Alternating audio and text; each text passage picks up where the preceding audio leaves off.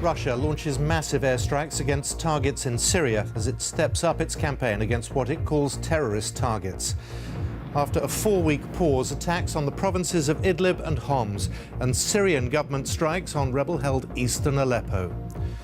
Moscow says jets from the Admiral Kuznetsov aircraft carrier deployed in the eastern Mediterranean took part in their first strikes on Syria. Our chief international correspondent looks at the background to the renewed violence in Aleppo. Also this lunchtime. A surprise fall in inflation, but signs that pressure on consumer prices is starting to build. Anger over a leaked memo suggesting the government has no overall plan for Brexit. Prison officers face possible legal action as they stop work over prison violence, delaying thousands of court cases. Don't panic. Barack Obama travels to Europe to calm fears over his replacement at the White House, Donald Trump. The loneliness of birthdays and Christmas, the triggers that add to the sadness of the country's 2 million people who live alone. In the south, a shortfall in schools funding, the parents saying they're having to plug the gap from their own pockets. And cutting congestion, could charging employers for staff parking spaces be the answer?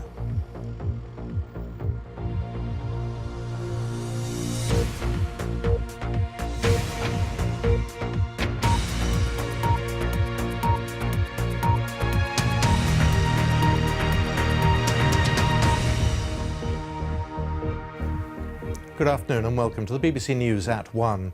Moscow says its planes have launched massive airstrikes against targets in Syria.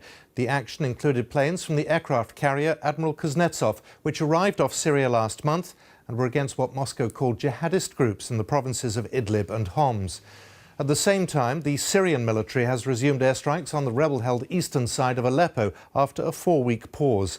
In a moment, we'll speak to our correspondent in Beirut. But first, let's speak to our correspondent in Moscow, Steve Rosenberg. And Steve, what are authorities there saying about this latest action? Well, a short while ago, the Russian Defense Minister Sergei Shoigu reported to President Putin that the Russian military had begun this large-scale offensive. He said it was against so-called Islamic State targets. He also said it was against the al-Nusra Front. And it's focused, he said, on Homs and Idlib provinces. No mention by the Defence Minister of Aleppo. Taking part in this, what appears to be a massive Russian offensive, is the frigates, the Admiral Grigorovich, which has been firing cruise missiles from the eastern Mediterranean. Also, Russia's only aircraft carrier, the Admiral Kuznetsov.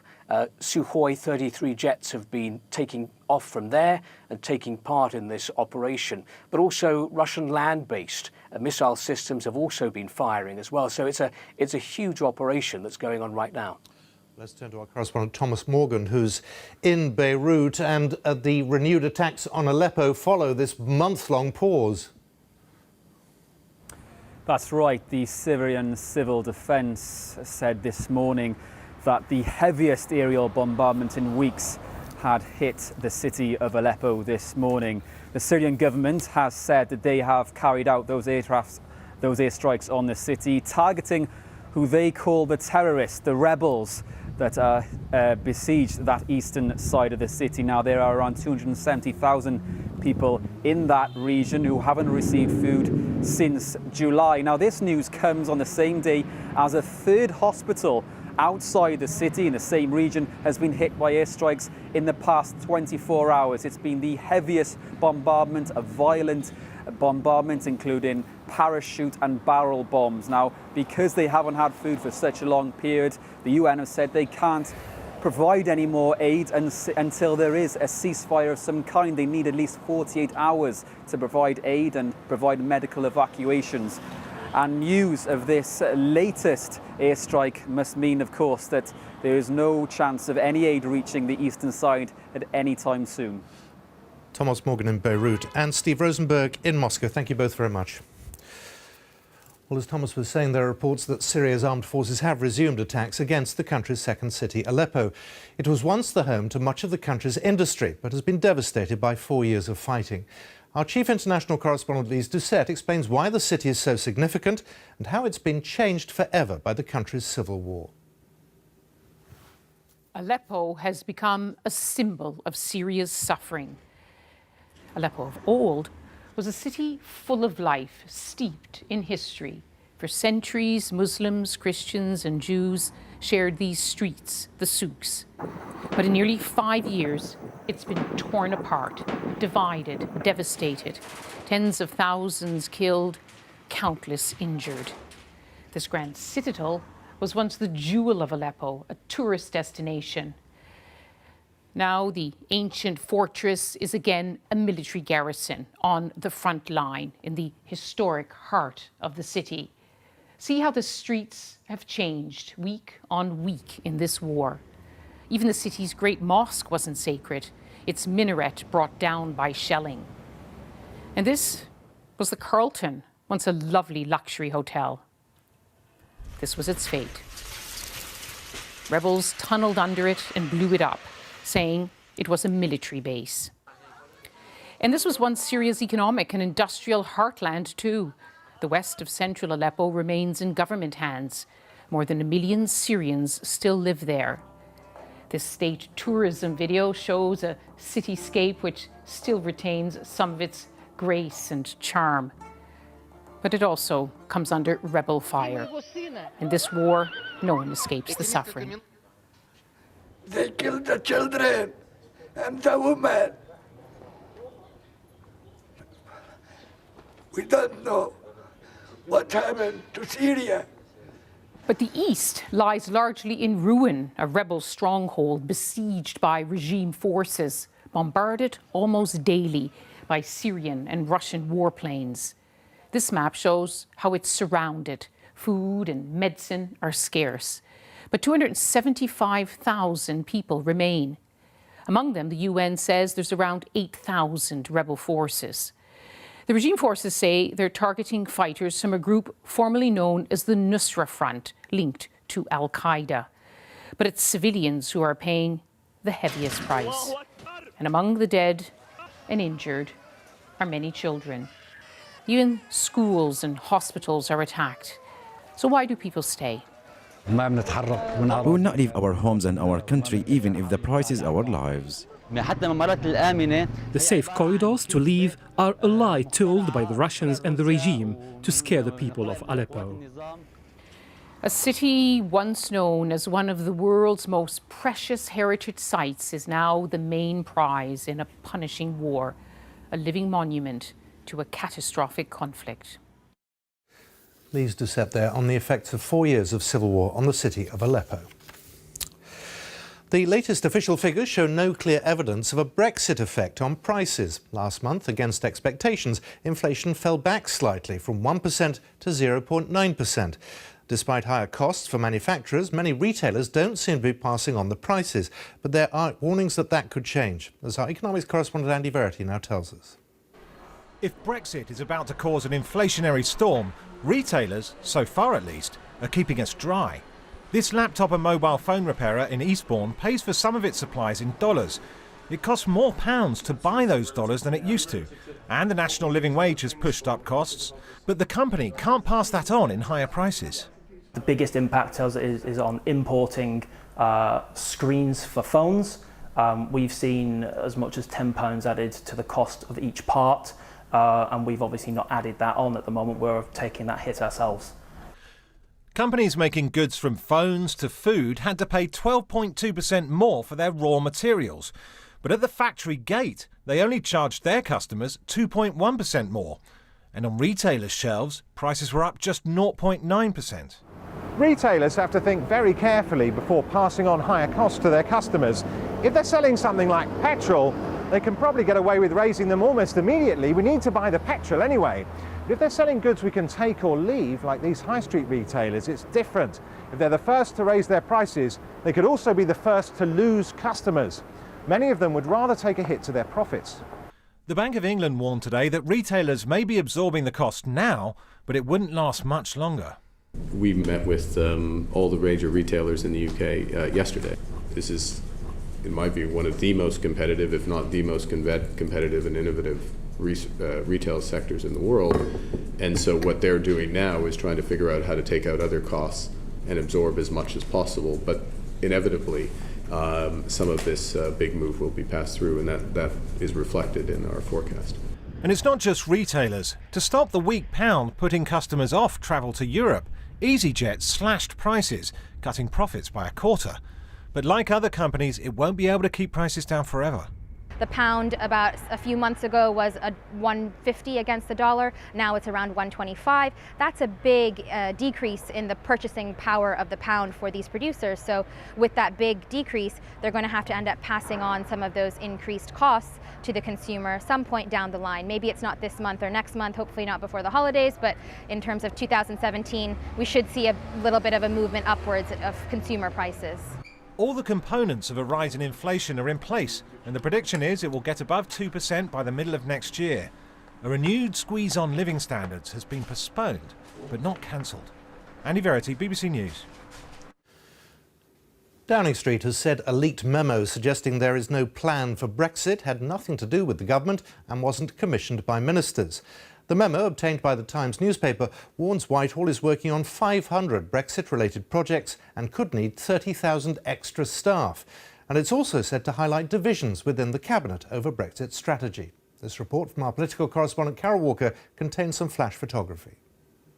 Is the government's Brexit plan now in chaos? Cabinet ministers meeting this morning were keen to distance themselves from the leaked memo which suggested divisions, with the three Brexiteers, Boris Johnson, David Davis and Liam Fox on one side, Is the cabinet split?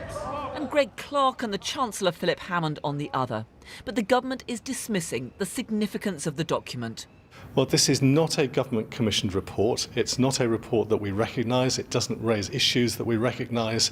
And my own experience, leading one of the departments involved in supporting the process, is that it's complex, there's a lot of work to do, but actually that work is getting done. The memo says individual departments are working on Brexit, resulting in well over 500 projects, which are beyond the capacity and capability of government to execute quickly. The memo suggests the scale of the task facing Whitehall means it will need between 10 and 30,000 more civil servants, and it could take 6 months to establish a negotiating strategy. But Downing Street say it was written not by a government insider, but by an accountancy firm bidding for work. Number 10 said the memo was produced by an individual from Deloitte who's not working for the government. The spokeswoman said it was unsolicited, has no authority, and the government does not recognise any of the claims.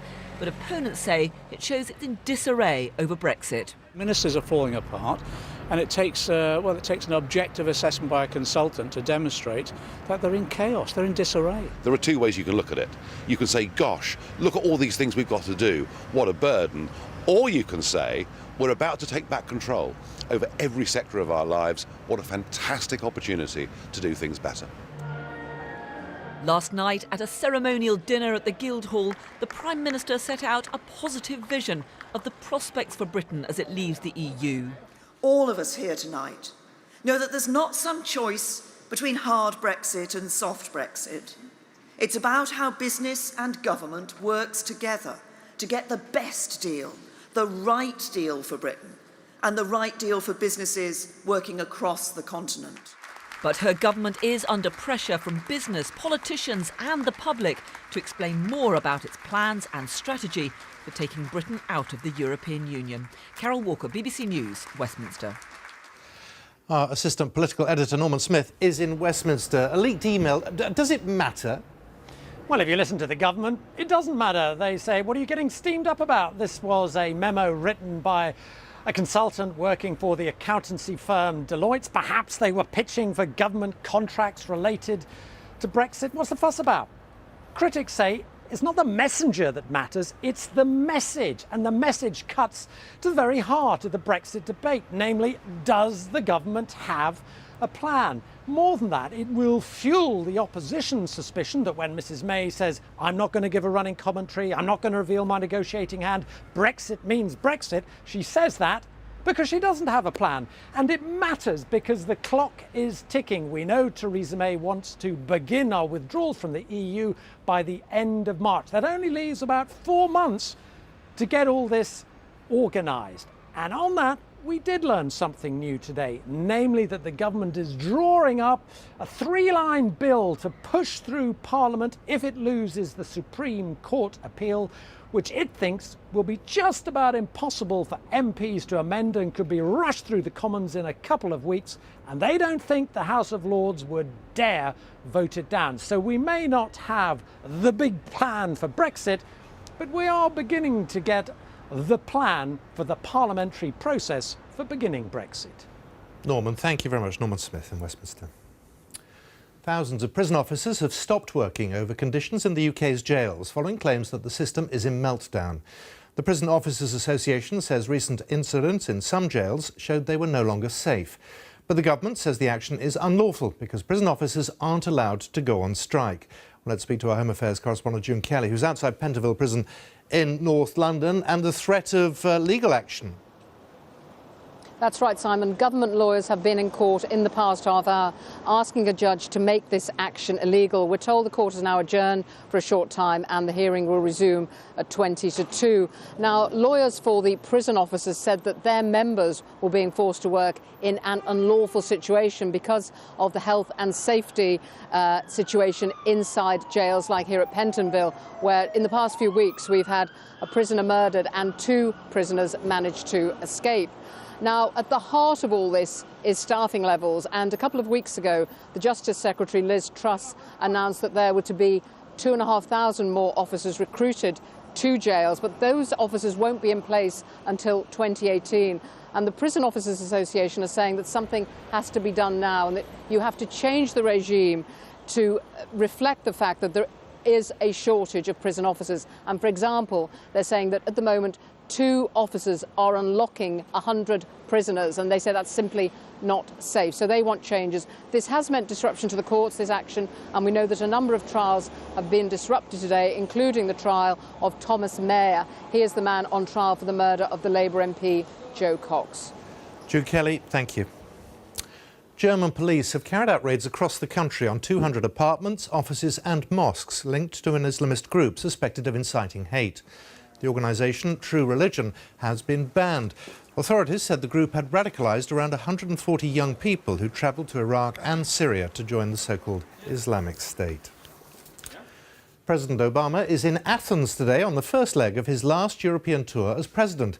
It won't be about farewell speeches and handshakes, though. He'll also be holding discussions about how to deal with Greece's massive debts and to allay fears about his successor. Well, let's speak to our correspondent James Reynolds, who's in Athens for us.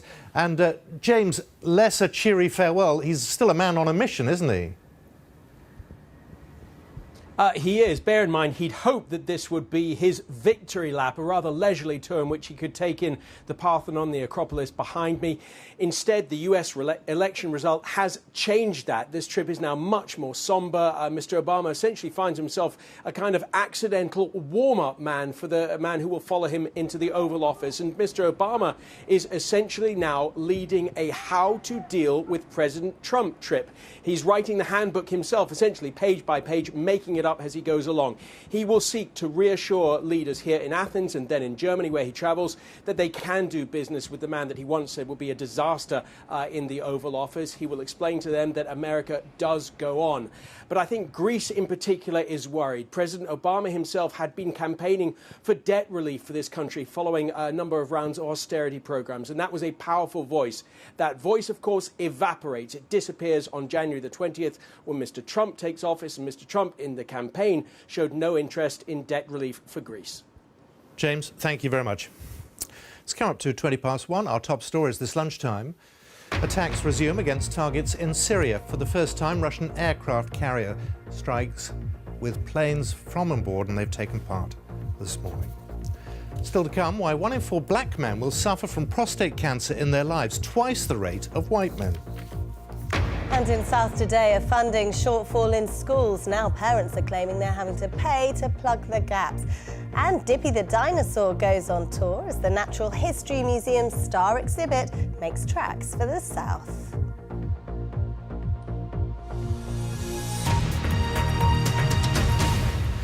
Details have emerged about the proposed northern route of the high-speed rail project HS2. The line north of Birmingham will branch, going west to Manchester and east to Leeds. The government hopes that making the announcement now will allow anyone whose homes would be affected by the route to apply for compensation. One of those areas is Mexborough in South Yorkshire. Our transport correspondent Richard Westcott is there. Is this as expected?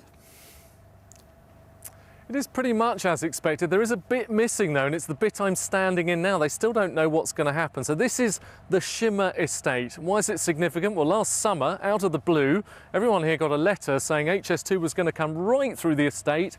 Why is that so significant? Well, look, you can see it's built there. In the corner over there, you can see the building materials. They're still putting the houses up. People here constantly telling me all morning they want answers. Well, they don't feel they've got that today. It would cut through great swathes of countryside, villages, farms and towns to link Britain's biggest cities. Today, another milestone for HS2, the government's proposed route for the northern half of the line. The benefits it brings to the economies of the Midlands and the North, not just through better transport links, not just through more capacity on the existing railway lines, but also through the creation of jobs and apprenticeships, a new college to develop specialist skills in Doncaster and in Birmingham. This will make a real difference to the economy of the Midlands and the North, and that's why we need it. Phase 1 joins up London with Birmingham. After that, HS2 will fork. To the west, it links Crewe to new stations at Manchester Airport and Manchester City Centre.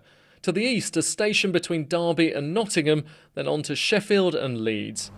But this route's 2 years late because they can't decide on a section below Sheffield. They're still finishing off the Shimmer development near Doncaster, and it might get knocked down again. There are around 300 houses on this estate. They're still building them. Look, Help to Buy and Part Exchange. They're offering deals. But the line, theoretically at the moment, comes from over there, cuts right across the estate and ends up somewhere through those houses there. And come diagonally out over the canal and probably Rachel only found out last summer that she might lose her home. I mean, we all bought on this estate because it was really reasonably priced and we love the area. I mean, you can see the views, you can see what it's got here for our kids. I don't want to go, and it's just another announcement that we're going to be waiting longer for an actual decision on it. Supporters say HS2 will boost the economy, create hundreds of thousands of jobs, ease congestion on packed trains, bridge the north-south economic divide. But when you build brand new rail lines, there are always people who lose out along the way. It's called high speed too, but there's nothing high speed about the process to make it happen. They won't get an answer until at least next year of what's going to happen here. As I say in the report there, the trains, if they come through here, won't be coming through until 2033, when frankly, quite a lot of people watching this programme will be long retired. Richard, thank you very much. Tens of millions of pounds that were supposed to boost mental health provision for children in England hasn't actually reached frontline services. That's according to an independent commission. Last year, the coalition government said £1.4 billion would be invested in child mental health over the lifetime of this parliament. But a panel of experts says much of the money is being used to offset other cuts in the NHS. Our health editor, Hugh Pym, is here with me now. Quite a row developing over this. Yes, Simon, there's been a debate really brewing over whether mental health really is being given the same priority as physical health in the NHS. And this report, coordinated by the Education Policy Institute, is rather fueling that row. It looks at the issue of spending on children's mental health in England. And what it finds is that in the last financial year, 2015-16, £250 million was pledged. But actually nothing like that reached the front line. The figure that materialised in the end was only £75 million actually reaching the commissioners, who then go and spend money on mental health services for children. The trusts are actually saying, the providers, not all of that reached them. Another finding of this report was that actually getting on for a quarter, 23% of children were turned away by specialist mental health services. So this once again raises a number of questions about whether a lot more should be done for children's mental health. The government says the £1.4 billion will be spent over this Parliament. It will be delivered, but I think the jury's very much still out on that one. Hugh, thank you very much. 1 in 4 black men will get prostate cancer at some point in their lives. That's double the risk among white men.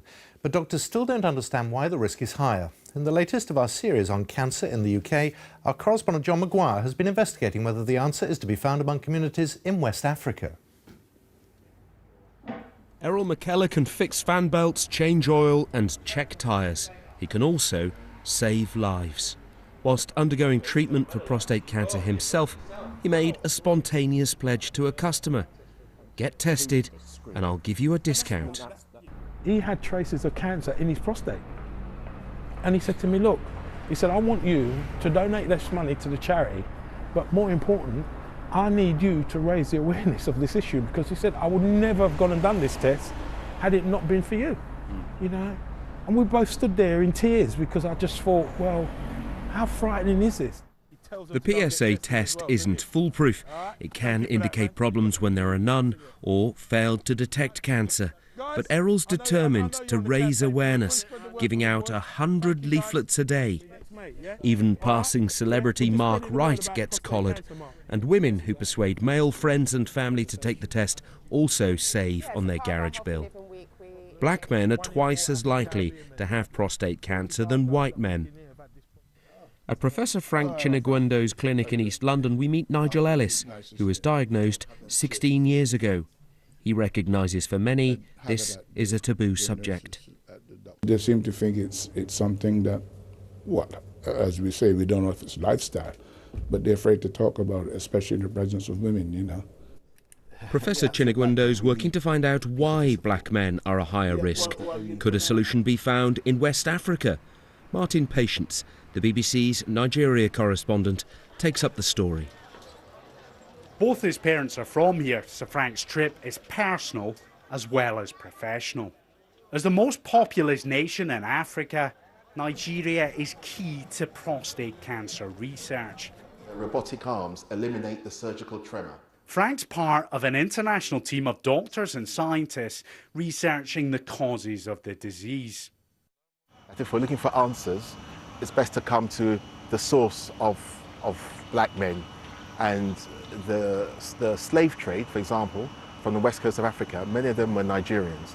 And where these Nigerians have ended up, the African diaspora, in Brazil, the Caribbean, the UK and the US of A, that's where you get the highest rates of prostate cancer. He's visiting a lab where research has been carried out on genetic samples provided by Nigerian men. These scientists may one day revolutionise our understanding of the disease. What we are trying to find out here is to compare the genetic profile of prostate cancer patients in Nigerian men, and those of other races, to see if there are differences and if there are comparisons. The findings of the research are not expected to be published for 2 or 3 years. But any breakthrough in Nigeria is likely to help men in Britain.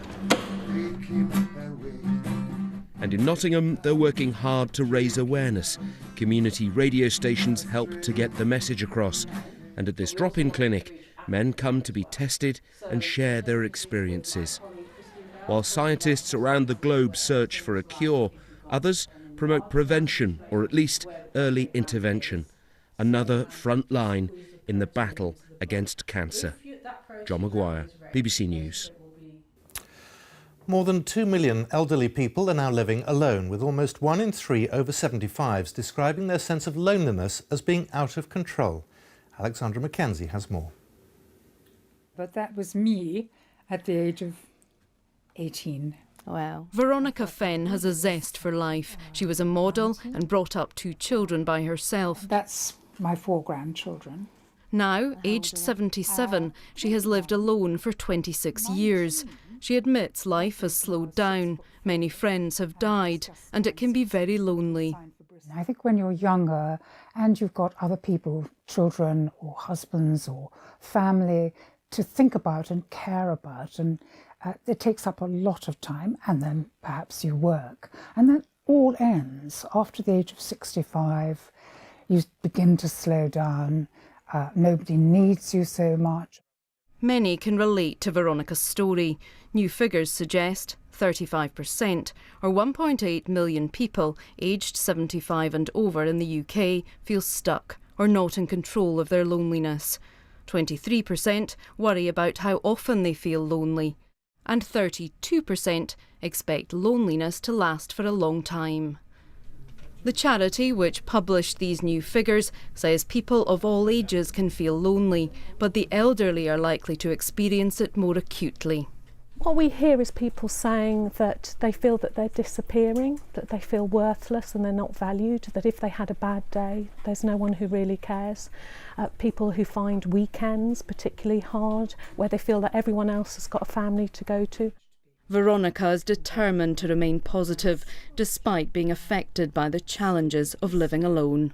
It causes me great pain, and I have to fight it. Although growing older is inevitable, she wants to ensure loneliness is something she can control. Alexandra Mackenzie, BBC News. The weather now, here is Stav. Thank you very much, Simon. I thought I'd start with a sunny picture. This is a glorious sunny scene across eastern Scotland, St Andrews in Fife to be exact. And I'm starting with the sunny picture because many places yesterday were really grey and cloudy, but at least very mild. Today we've got a north-south split. North of this cold front, it's cooler, a bit fresher, but brighter with the sunshine. To the south of it, it's cloudy and it's still murky, but very mild with some spots of light rain and drizzle. And there won't be very much change as we head through the course of the afternoon. Across northern areas, we hold on to all that lovely sunshine. A few showers across northern and western parts of Scotland. Cooler, you'll notice, 9 or 10 degrees there across the northeast of Scotland, as opposed to yesterday, when it was cloudy and mild. We saw 16, 17 degrees.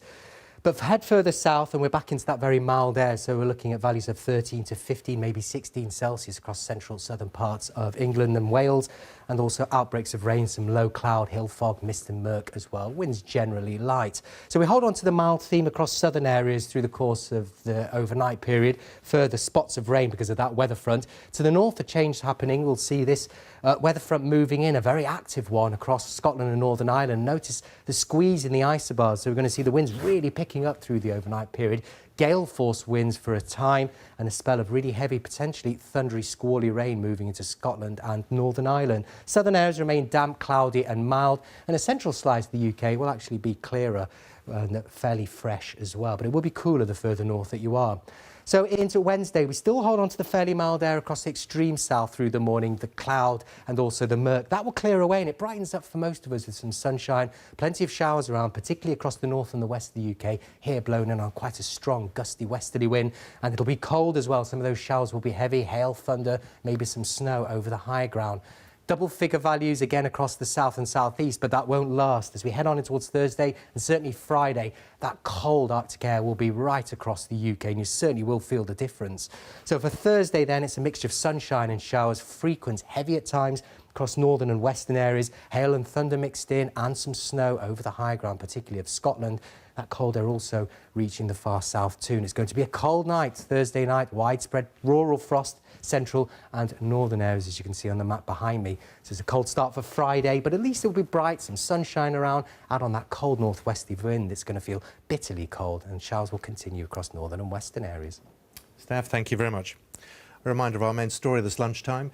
Airstrikes have resumed against targets in Syria. Russian and Syrian forces have bombed targets for the first time in 4 weeks. That's all from the BBC News at 1. We now join the BBC's news teams where you are. From me, good afternoon.